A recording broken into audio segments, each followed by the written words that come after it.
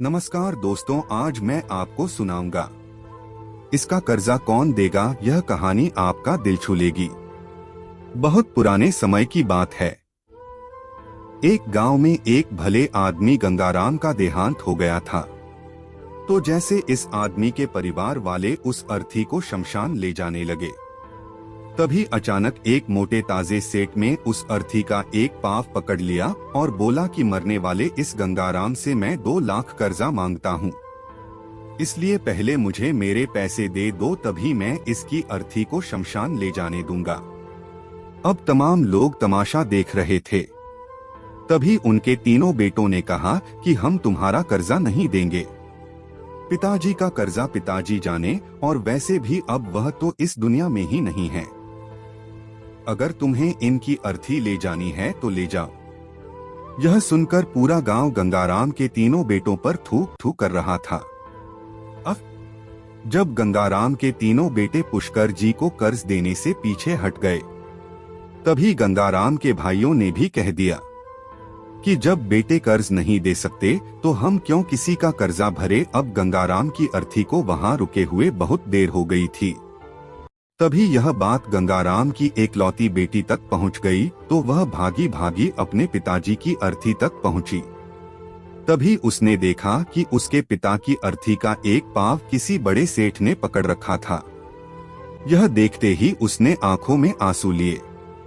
अपना सारा जेवर और जितने भी पैसे उसके पास थे वह उसे दे दिए, और फिर उस सेठ के आगे हाथ जोड़ते हुए यह कहा कि सेठ, अगर यह सब जेवर बेचकर भी आपका कर्जा पूरा ना हो पाए तो मैं खुद आपका सारा कर्जा चुका दूंगी, मगर इस समय मेरे पिताजी की अंतिम यात्रा को मत रोको। तभी उस सेठ ने गंगाराम की अर्थी का पाव किसी और को पकड़ाकर उसकी बेटी के पास आकर बोला कि मुझे माफ कर दो बेटी, दरअसल बात यह है कि मुझे गंगाराम से 2 लाख लेने नहीं बल्कि देने हैं।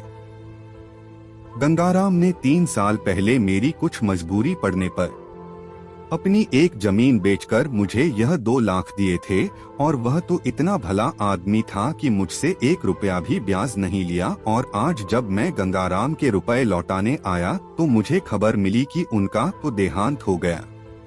इसलिए मैं बड़ी सोच में पड़ गया था कि अभी रुपए मैं किसको दूं। इसलिए मैंने यह खेल खेला था कि गंगाराम जी के यह 2 लाख घर के एक ऐसे सदस्य के पास जाएं जो वाकई में उनको प्यार और उनकी इज्जत करता हूं। और बेटी, आज तुमने यह साबित कर दिया कि अपने माँ बाप को एक बेटे से बहुत ज्यादा एक बेटी प्यार करती है, इसलिए यह 2 लाख मैं तुम्हें सौंपता हूँ। काश तुम्हारे जैसी बेटी हर घर में होती जो अपने पिता की इतनी इज्जत करती है। यह सब देखकर गंगाराम के बेटे और भाई का सिर शर्म से नीचे झुक गया। वाकई में दोस्तों, यह बात तो एकदम सच है कि एक माता पिता को बेटे से ज्यादा बेटी प्यार और उनकी इज्जत करती है। इसलिए दोस्तों, बेटी पढ़ाओ और बेटी बचाओ। धन्यवाद दोस्तों। कहानी कैसी लगी कमेंट में बताएं, और वीडियो को लाइक, चैनल को सब्सक्राइब करें।